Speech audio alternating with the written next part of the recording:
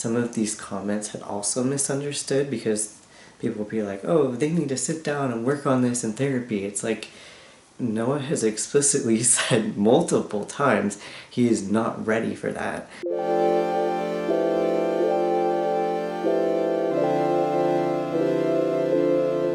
Hey friends! So you can probably hear that I'm still getting over some type of flu or cold or something, a sickness. So I apologize in advance for my hoarse voice and stuffy nose. Other than that, I wanted to do something different on this channel and I'm really excited to get into it. And today I wanted to start us off with this new type of video because I wanted to talk to you about my characters who both have PTSD. So I have quite a few characters that do have PTSD, and the reason why I have done that in more than just one character is because I am somebody who has PTSD myself. I actually have, like, if you look at the diagnosis listing, I have experienced every single symptom that there is. Like, I am to a T have this diagnosis, but everybody still presents those symptoms differently. The same symptoms can show up differently in different people, which I feel like a lot of people don't understand. So not only are there stereotypes, but it's also just widely misunderstood, just because so many things for mental health related, everything is widely misunderstood. And obviously I'm not a therapist, this is due to my personal experience, and I wanted to talk about how I translate that into writing. Because if you know me, you might have heard me say this before, because I am a disabled and LGBTQ+ author. So I love writing about disabled and LGBTQ+ characters, but I do not love writing about myself in any way or form. It's like the last thing I want to do.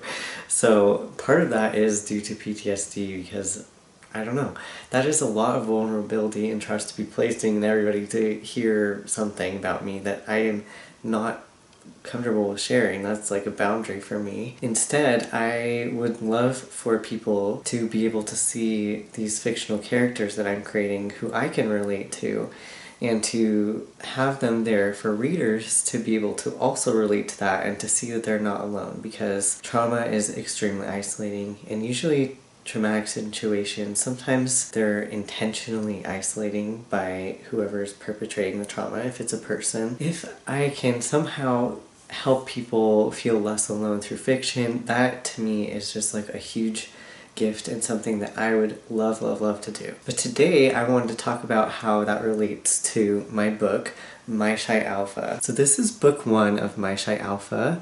This is Noah right here and Aaliyah on the cover. Both of them have PTSD, but Aaliyah also has OCD, which I will talk about in this video. The reason why I wanted to make this video is because the book hasn't fully taken off yet. I would really love for more people to discover it, but that's not the purpose for the video. The purpose is that I'm already seeing some things that I kind of expected to happen, because there's lots of people who feel like they can relate to these characters. There's a lot of people who feel like they have flaws, quote unquote, that are very relatable. I think that is also due to this, due to how I felt like I could incorporate some of the things that I've learned in my lifetime and show that through their mistakes and their learning processes about themselves, the characters. But they, as much as they are loved, I just know that they're going to have more and more misunderstandings about them, and that is fine. They're never going to be liked and understood by everybody, but the things that I think would be interesting to talk about are the stereotypes that aren't just the common ones, where I can see ableism playing a part in why people are misunderstanding these characters. Especially when people are like, I love this book, but it's like, if the reason is ableism, I would love to give an opportunity to maybe like unlearn some of that ableism, because everybody is ableist. Like, even disabled people are taught so many ableist things in just the way that society is structured and things that we're taught right now. Everybody starts out as ableist, and even if you learn about ableism, it's very possible for people to have that in themselves, even as a disabled or chronically ill person. And that applies to my characters. If it didn't, it would not be realistic. There's lots of common stereotypes that play into this. These are probably ones that you might have heard before. So for PTSD especially, people will misunderstand that people with PTSD are dangerous and always violent, they're only in the military, like it's because of their military background. Or a huge one is that people believe that PTSD is caused by someone's inabilities to get through something, which I hate even saying. Like, that is so terrible and untrue. If you're watching this, that is not true about you. If you feel like you've heard that or felt like that, that feels like, to me, an intrusive thought. It's so mean and so wrong. But ones that I've actually noticed even more, like from well-meaning or well-intentioned people, are that in order to believe or side with victims, victims must have no flaws and they have to get through things perfectly. They have to not have any, basically, struggles that are seen as burdensome or, like, I don't know, unpleasant, I guess. But sometimes, you know, trauma does weird shit to the brain.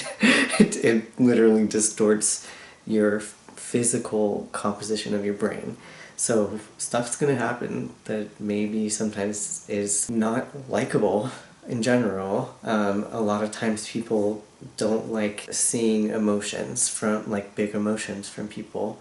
But that is also tied into the other side. Let's say someone has no emotions because they have been, either it's numbed from PTSD, which happens, or they're, like, masking it all, which is very, very common because of these stereotypes. Even if they perform perfectly, they have no flaws, and people are, like, allowing themselves to believe them, which is really painful for me. Let's say there's all of that. Then there's this, like, unspoken requirement that people must get better.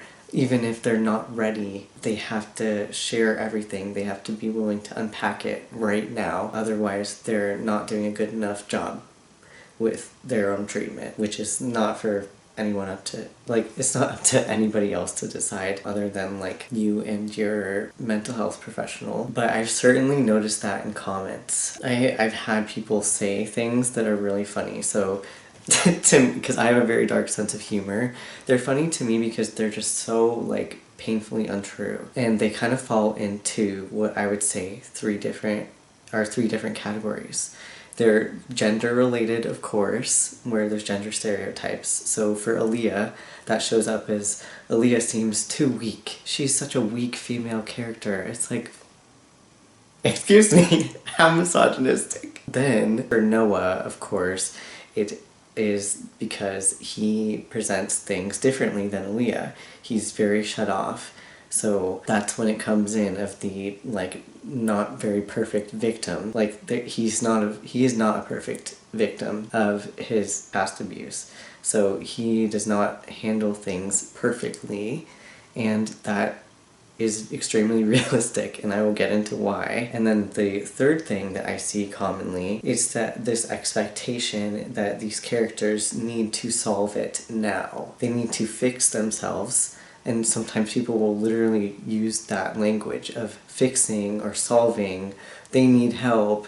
All things that are said to people who have mental health disorders. This in particular is funny to me because literally on page 1, I will read you sentence 1 in page 1. I'm face to face with my therapist, whose mouth has been hanging open for a solid minute, and people's feedback is that they need to go to therapy? She's in therapy on page 1. That's the thing, though, right? People are expecting them to get better now.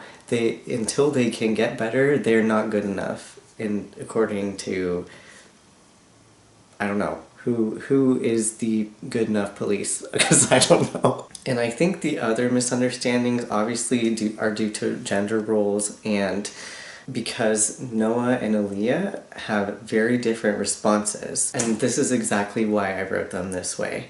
They're really great foils for each other because Aaliyah has OCD And with OCD, I also have OCD. There's, like, I would describe it as an urgency, and that's how my therapist and I have, like, helped me recognize in my brain of, like, is this true? Or is this an intrusive thought? Like, because, for example, it would be for very harsh things that I would think about myself, and if I felt like I need to urgently solve it right this second, that is a sign that it's OCD telling me that this needs to be solved right now, like it's an emergency, when usually it's not a life-threatening thing. I don't need to figure out my entire existence. Right this second, I'm gonna survive. Like, I'm gonna keep breathing the next second. I'm gonna keep living. Obviously, something could change that, and I will never know what could change that. And that is going to be a forever point of contention between me and OCD inside of my brain. So that is how Aaliyah experiences the world as well. But when that ties in with PTSD, it creates for her this, like, cycle of pressure. So Aaliyah has that internalized ableism, which I find really interesting because people are pushing this on her, even though it is part of the point of the book that she needs to get better. Whenever she has a trauma trigger, it's like she's not doing well enough. She needs to do this and this and this. She needs to not respond so emotionally and all this stuff, and not be a burden towards Noah. Noah has full choice on whether he wants to support her or not. That's up to him. Obviously, because he is a good partner, he wants to support her and be there for her in her worst moments, which is a whole other video in my opinion, because I could tell you about how misogynistic sometimes things are. Like, people treat female characters in romances, even though that's like a largely woman-dominated genre. But that to me does scream as a lot of basic, like, common misogyny. That sounds very familiar, right? I think some of that comes from Aaliyah's urgency to resolve things, because she feels like she's not good enough, which is sad. It is supposed to be sad that until she is better, even though she will probably, like, not be 100% the same. Like, when you're doing treatment, you're striving for a better quality of life. You're not striving to return to your old self. That is like a grieving process that a lot of people go through. So for her, that's what she's struggling with. I don't always explicitly write that out, but that's just how I'm wanting to explain it to you in this context, because that's what it is. It is a symptom of grieving, which is very common for chronic illness and disabilities and things where you've started out one way and then there was some type of catalyst for change, and now you're this way, and you can't return back to how you once were. That is where Aaliyah is at, and in her mindset, because she has already treated OCD with exposure and response prevention therapy. She is of the mindset of, like, I want to resolve this and acknowledge this, and she's using some of her tools, so it isn't all internalized ableism. She is trying to, most of the time, give herself space. It's just that she's not perfect at it, which is very human and normal. Noah, on the other hand, I wrote him in a way where I really, really, really wanted to show, I wouldn't say opposite, but it's definitely a very different approach to his PTSD. So he is highly avoidant, which is common in PTSD and OCD, but Aaliyah is right now in her stage of treatment of the mindset of acknowledging and trying to, she's ready to work on it. Noah is not. And that is something, some of these comments had also misunderstood, because people will be like, oh, they need to sit down and work on this in therapy. It's like, Noah has explicitly said multiple times he is not ready for that. And that was hard for him, even that was hard for him to admit to Aaliyah. But what I love about Aaliyah is that she gives him space to do that. She says, like, you know what, you are not required to tell me everything. If you want to tell me, I'm here to listen, but there's no obligation ever.